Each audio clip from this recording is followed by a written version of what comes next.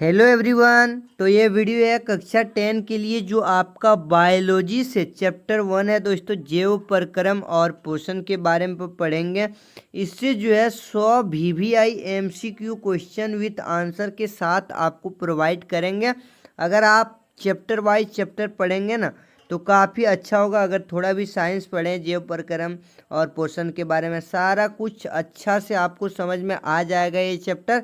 और 1 से 2 बार अगर आप थोड़ा भी रीड कर लेते हैं बुक को ना तो काफ़ी कुछ समझ में आ जाएगा। ठीक है, तो चलिए वीडियो को स्टार्ट करते हैं और पहला सवाल की ओर बढ़ते हैं। ठीक है, आपको सवाल उतारना है तो कॉपी में आप उतार भी सकते हो। ठीक है तो आपका पहला सवाल है यहाँ पे दोस्तों, पोषण क्या है। ठीक है, 4 ऑप्शन दिया रहेगा, उसमें से एक ऑप्शन आपका सही रहेगा। तो क्या है पोषण? श्वसन की प्रक्रिया है तो ये भी नहीं है।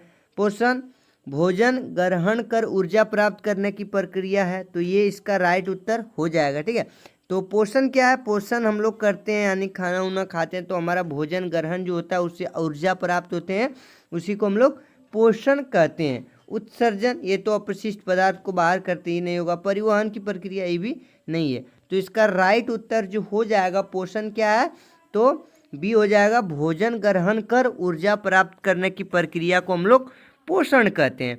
और आप लोग टेंशन नहीं लेना, इसका जब सब्जेक्टिव कराएंगे तो बहुत अच्छा से आपको एक्सप्लेन भी करेंगे। ठीक है, इससे पहले आपका हिस्ट्री का 5वां चैप्टर जो है 1 से 5 तक ऑब्जेक्टिव भी बता दिए हैं, सब्जेक्टिव भी बता दिए हैं, जाके देख लीजिए।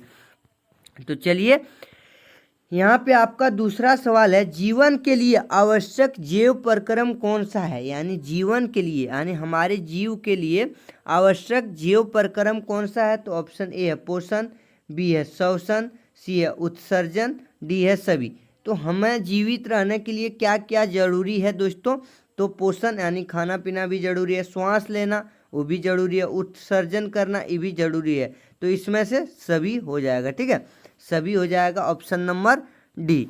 चलिए अगला सवाल की ओर बढ़ते हैं। यहाँ पे आपका तीसरा सवाल है, स्वपोषी जीवन अपना भोजन किस प्रक्रिया द्वारा बनाते हैं।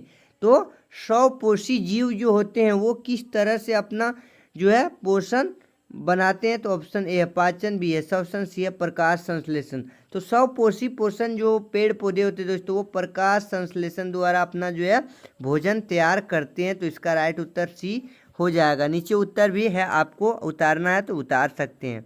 अगला आपका क्वेश्चन है, हरे पौधे किस प्रकार का पोषण करते हैं।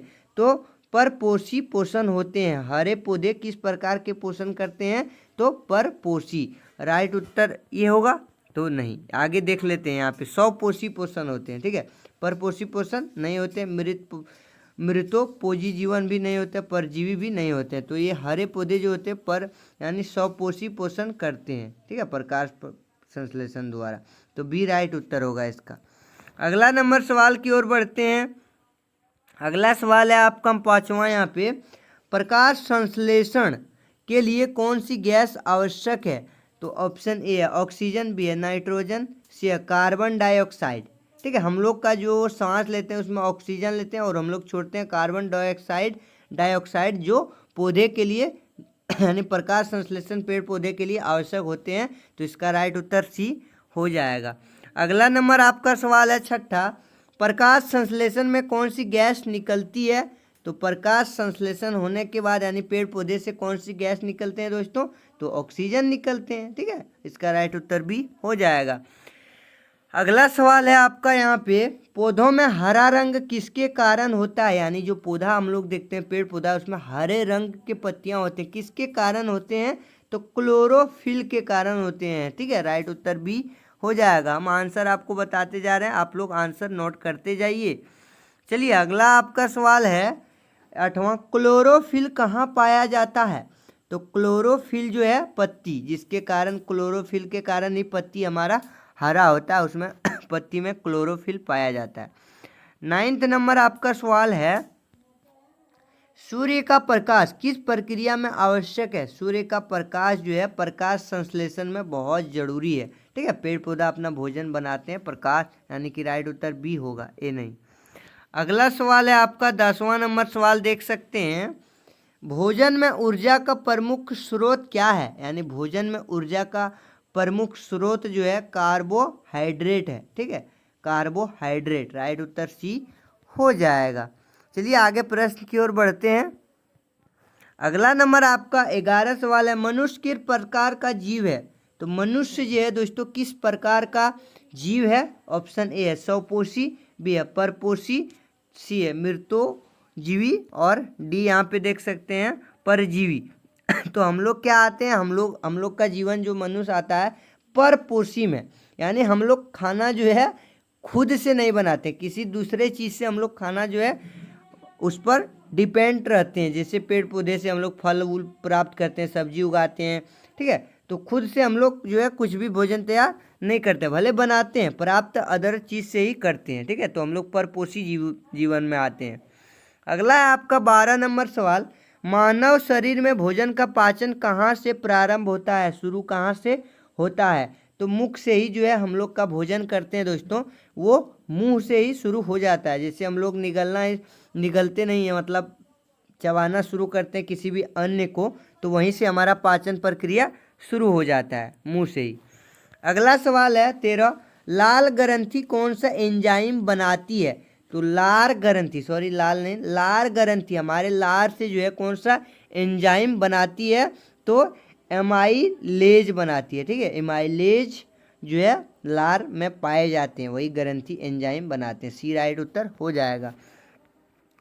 अगला आपका सवाल है, मनुष्य में दांतों का कार्य क्या होता है? तो भोजन चबाना। ठीक है, हमारे जो मनुष्य में होते हैं दांत का काम क्या होता है दोस्तों? किसी भी चीज़ को खाते हैं हम लोग तो उसको चबाते हैं, तो वही काम होता है। ठीक है, बी राइट उत्तर हो जाएंगे।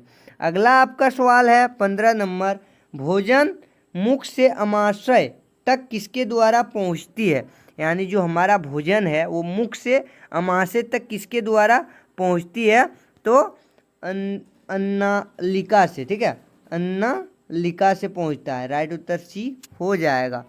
अगला आपका सवाल है, अमाशय में कौन सा अम्ल पाया जाता है? ठीक है, तो हाइड्रोक्लोरिक अम्ल पाया जाता है किसमें? तो अमाशय में, जिसके द्वारा हमारे भोजन को तोड़ ताड़ के पचा देता है। ठीक है, राइट उत्तर सी हो जाएगा, हाइड्रोक्लोरिक अम्ल। अगला है 17, प्रोटीन का पाचन कहाँ प्रारंभ होता है? तो अमाशय में ही प्रोटीन का पाचन शुरू होता है। अगला सवाल है आपका 18 नंबर सवाल दोस्तों, मानव शरीर की सबसे बड़ी ग्रंथि कौन सी है? तो मानव शरीर की सबसे बड़ी जो ग्रंथि है वो यकृत है। ठीक है, यकृत राइट उत्तर हो जाएंगे। चलिए अगला नंबर सवाल की ओर बढ़ते हैं। 19 नंबर सवाल है, यकृत कौन सा रस बनाता है? तो यकृत जो है पित्त रस बनाता है। सी राइट उत्तर हो जाएगा।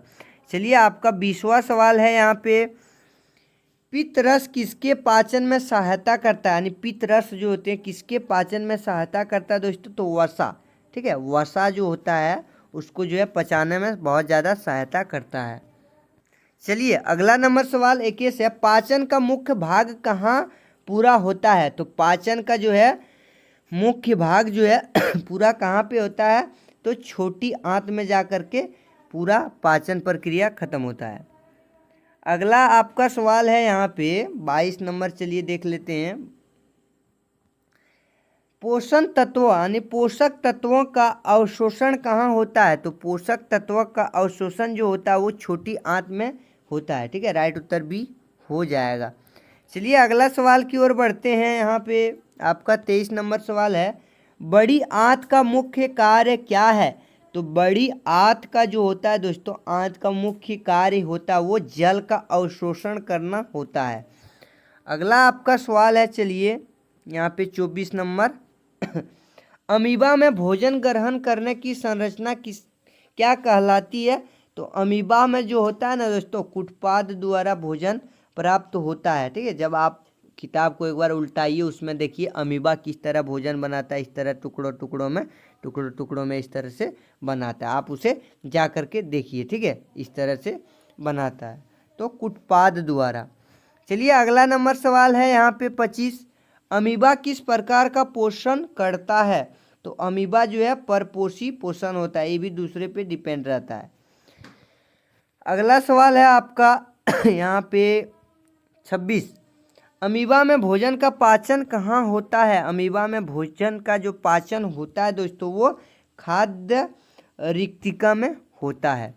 अगला आपका सवाल है यहाँ पे 27 नंबर सवाल, भोजन के पाचन के बाद शेष अपशिष्ट पदार्थ बाहर निकलने की प्रक्रिया क्या कहलाती है?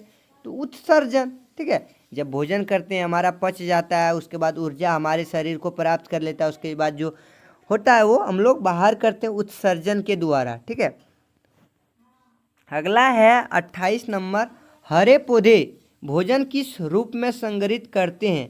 तो हरे पौधे जो होता है स्टार्च द्वारा संग्रहित करते हैं। राइट उत्तर बी हो जाएगा। अगला नंबर आपका सवाल है यहाँ पे, प्रकाश संश्लेषण के दौरान बनने वाला मुख्य उत्पादन है। ठीक है, तो प्रकाश संश्लेषण द्वारा ग्लूकोज मुख्य उत्पादन है। अगला आपका 30 नंबर सवाल है यहाँ पे, पौधों में कार्बन डाइऑक्साइड प्रवेश करती है तो रंध्रों द्वारा। रंध्र क्या होते हैं दोस्तों? तो जो आप लोग देखे होंगे जो पत्तियां हमारे होते हैं पेड़ पौधे की ना, उसमें छिद्र होते हैं। ठीक है, छिद्र को ही रंध्र कहते हैं। तो उसी द्वारा हमारा जो कार्बन डाइऑक्साइड है वो उसके अंदर जाते हैं। ठीक है, तो 30 का राइट उत्तर होगा ऑप्शन नंबर बी। चलिए आपका अगला नंबर सवाल की ओर बढ़ते हैं। 31, पत्तियों में पाए जाने वाले सूक्ष्म छिद्र कहलाते हैं तो वही रंध्र। ठीक है, पत्तियां जो होते हैं, पत्तियां में जो सूक्ष्म छोटे छोटे छेद पाए जाते हैं उनको रंध्र हम लोग कहते हैं। राइट उत्तर ए हो जाएगा।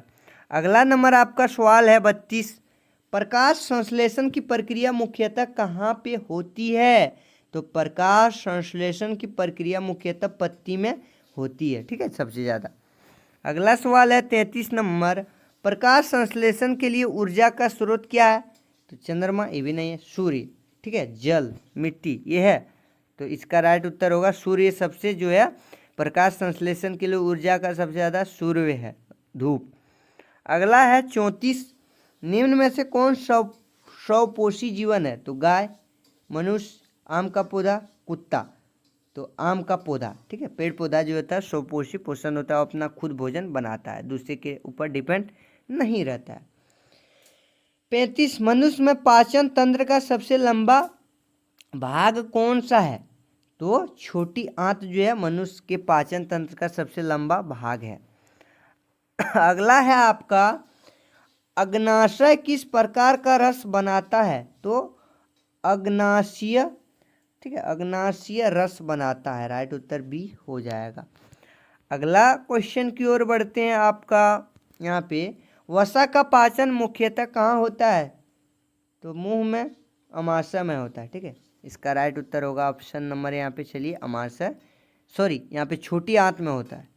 ठीक है, वसा का पाचन छोटी आंत में होता है, सी राइट उत्तर। अगला सवाल, भोजन का अवशोषण किस अंग में होता है? तो भोजन का सारा चीज होता है छोटी आंत में। ठीक है, राइट उत्तर बी हो जाएगा। अगला है 39, मानव शरीर में भोजन का संग्रह अस्थायी रूप से कहाँ होता है? तो अमाशय में। राइट उत्तर बी हो जाएगा। चलिए 40वां प्रश्न आपका है, निम्न में से कौन परपोषी पोषण का उदाहरण है? तो हरा पोषण, ये भी नहीं है, शैवाल, ये भी नहीं, मनुष्य। ठीक है, मनुष्य होता है परपोषी पोषण करता है, यानी हम लोग किसी भी दूसरे चीज़ से कुछ भी खाते हैं तो अलग पौधे से ही प्राप्त करते हैं। भले हम लोग भोजन खुद बनाते हैं लेकिन दूसरे पे डिपेंड रहते हैं। ठीक है, आपका अगला नंबर सवाल की ओर बढ़ते हैं। 41, भोजन के जटिल अणुओं को सरल अणुओं में बदलने की प्रक्रिया क्या कहलाती है? तो पाचन कहलाती है। ठीक है, पचना। अगला आपका सवाल है 42, मनुष्य के मुख में कितनी लार ग्रंथियां होती है? तो 3 जोड़ी लार ग्रंथियां होती है। अगला है स्टार्च का पाचन प्रारंभ होता है तो मुख में ही होता है, ऑप्शन नंबर ए हो जाएगा। अगला नंबर आपका सवाल है यहाँ पे 44, प्रकाश संश्लेषण में उत्पन्न ऑक्सीजन बाहर निकलती है तो जड़ों से, रंध्रों से, तनों से, फूल से। तो इसका राइट उत्तर छिद्र से ही निकलते हैं ऑक्सीजन। ठीक है, लेते भी उसी से है कार्बन डाइऑक्साइड और छोड़ते हैं उसी से। अगला है, पौधों को जल प्राप्त होता है तो जड़ों से। पौधों को जो है जल कहाँ से प्राप्त होता है, तो उनके जड़ से होते हैं। अगला है आपका 46, निम्न में से कौन सा पोषक तत्व शरीर निर्माण में सहायक है, तो इसका राइट उत्तर हो जाएगा ऑप्शन नंबर सी, प्रोटीन। ठीक है, प्रोटीन।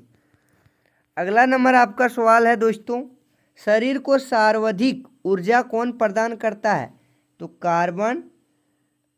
कार्बोहाइड्रेट। ठीक है, शरीर को सर्वाधिक ऊर्जा जो प्राप्त करता है वो कार्बोहाइड्रेट प्राप्त करता है। अगला आपका सवाल है 48, विटामिन का मुख्य कार्य क्या है, तो वृद्धि एवं स्वास्थ्य बनाए रखना। ठीक है, वृद्धि यानी हमारे ग्रोथ को बनाए रखता है और हमारे हेल्थ को अच्छा रखता है। अगला आपका 49 नंबर सवाल है, भोजन के अवशोषण के बाद कोशिकाओं द्वारा उनके उपयोग की प्रक्रिया क्या कहलाती है, तो आत्मसात। ठीक है, आत्मसात कहलाता। अगला नंबर सवाल आपका है यहाँ पे 50 नंबर, जीवन की सभी गतिविधियों के लिए आवश्यक ऊर्जा प्राप्त होती है, तो भोजन से। ठीक है, यानी हमारे जीवन की सभी गतिविधियाँ जो है किस ऊर्जा से, तो भोजन करेंगे तो ही हम लोग जिंदा रहेंगे और सारा कुछ कर पाएंगे। तो दोस्तों पार्ट 1 ये वीडियो था। ठीक है, इसमें आपको 50 VVI क्वेश्चन बता दिए हैं। अब जो है अगला पार्ट 2 आएगा, इसमें भी जो है आपको 50 VVI क्वेश्चन बता दिया जाएगा, जो कि काफ़ी अच्छा ये क्वेश्चन जो है एग्जाम में कई बार पूछे जा चुके हैं। और अगर आप ये वीडियो और सीरीज अगर देखते हैं ना, तो आपका चैप्टर वाइज हम करा रहे हैं, जो कि काफ़ी अच्छा है हर चैप्टर से। ठीक है, साइंस से हर चैप्टर से कराएंगे, सब्जेक्टिव ऑब्जेक्टिव आपके 2027 बोर्ड एग्जाम के लिए काफ़ी अच्छा हेल्प होगा, इसलिए इस चैनल से जुड़ जाइए।